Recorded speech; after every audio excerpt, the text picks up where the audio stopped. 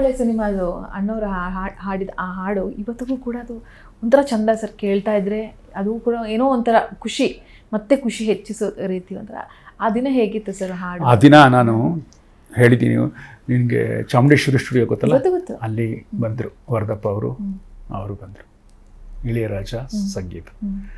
ಆ ಅಣ್ಣ ತಮ್ಮಂದಿರ ಮಧ್ಯೆ ಒಂದು ಸೌಹಾರ್ದಯುತವಾದ ಕೆಮಿಸ್ಟ್ರಿ ಇತ್ತು, ಅದು ನೋಡೋಕ್ಕೆ ಚಂದ ಆಯಿತಾ.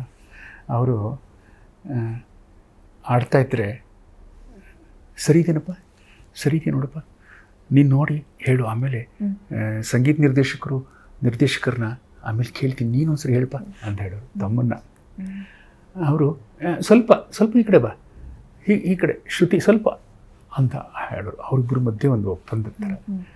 ಎಂಥ ಜೋಡಿಯಪ್ಪ ಅದು, ಎಂತೆಂಥ ಸಿನಿಮಾಗಳನ್ನು ಕೊಟ್ಟರು. ಆಮೇಲೆ ಅಣ್ಣ ತಮ್ಮನ ಮಧ್ಯೆ ಇದ್ದಂಥ ಒಂದು ಸ್ನೇಹ, ಸೋದರ ವಾತ್ಸಲ್ಯ ನನಗೆ ಭಾಳ ಇಷ್ಟ ಆಗ್ತಿತ್ತು. ಆಮೇಲೆ ಅಣ್ಣ ಅವರ ಕಂಠಸಿರಿಗೆ ಹೊಂದಿಕೊಳ್ಳೋ ಹಾಗೆ ಇಳೆಯರಾಜ ಹಾಡು ಕಂಪೋಸ್ ಮಾಡಿದರು. ಆ ಹಾಡನ್ನ ಟೈಟಲ್ ಸಾಂಗ್ ಒಂದು ಚರಣ ಬರುತ್ತೆ ಅದರಲ್ಲಿ. ಚರಣ: ಬಾಳು ಎಂದರೇನು ನಾಳೆಗಳ ಧ್ಯಾನ, ನಾಳೆ ಎಂದರೇನು ನಿನ್ನೆಗಳ ಮೌನ, ನಾಳೆಗಾಗಿ ಬಾಳಬೇಕು ಕೇಳು ನೊಂದ ಜೀವವೇ, ರಾತ್ರಿ ಮಾಯವಾಗಲಿ ಶುಭ ಸೂರ್ಯೋದಯವಾಗಲಿ ಅಂತ. ಅದು ವಿಧವೆಯೊಬ್ಬಳ ಬಾಳಿನಲ್ಲಿ ಹೊಸ ಸೂರ್ಯೋದಯ ಆಗಬೇಕಂತ. ಆ ಸಾಲು ಅಣ್ಣವ್ರಿಗೆ ಎಷ್ಟಿಷ್ಟ ಆಯಿತು ಅಂತ, ಎಷ್ಟು ಚೆನ್ನಾಗಿ ಬರ್ತಿದ್ರು ನೋಡಿ.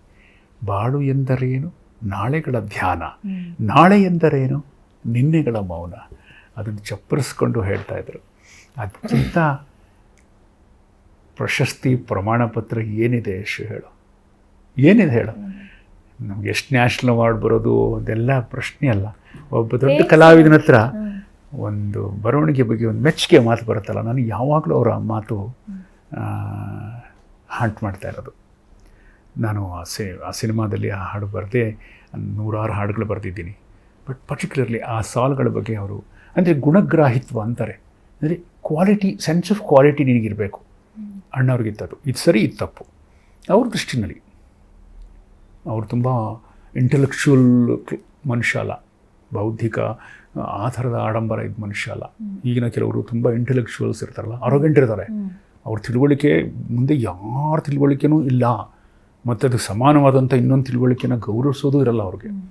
ಅರೋಗೆನ್ಸ್, ಅದು ಇಂಟೆಲೆಕ್ಚುವಲ್ ಅರೋಗೆನ್ಸ್ ತುಂಬ ನಾನು ನೋಡಿದ್ದೀನಿ ನನ್ನ ಅನೇಕ ಸಮಕಾಲೀನ ಗೆಳೆಯರಲ್ಲಿ. ಅವ್ರಿಗೆ ಆ ಇಂಟೆಲೆಕ್ಚುವಲ್ ಇರಲಿಲ್ಲ. ಅದು ಕಾಮನ್ ಪೀಪಲ್.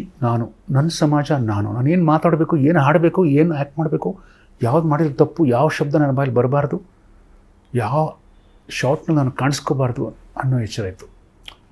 ಅದು ಬೇಕು, ಕೆಲವು ರೋಲ್ ಮಾಡೆಲ್ಸ್ ಬೇಕಾದಾರ. ಅದು ನಾನು ಇದನ್ನು ಅನೇಕರ ಬಾಯಲ್ಲಿ ಕೇಳಿದ್ದೀನಿ. ಒಳ್ಳೇದು ಬರೆದಾಗ, ಒಳ್ಳೆಯ ಸಂಭಾಷಣೆ, ಒಳ್ಳೆ ಹಾಡು ಬರೆದಾಗ ಅದನ್ನು ಅವರು ಮೆಚ್ಚಿ ಮಾತಾಡ್ತಿದ್ದು. ಪ್ರೆಸ್ಗೋಸ್ಕರ ಅಲ್ಲ, ಮೀಡಿಯಾ ಮುಂದೆ ತೋರಿಸ್ಕೋಬೇಕಂತಲ್ಲ. ಆದಿತ್ತು ಅವ್ರಿಗೆ.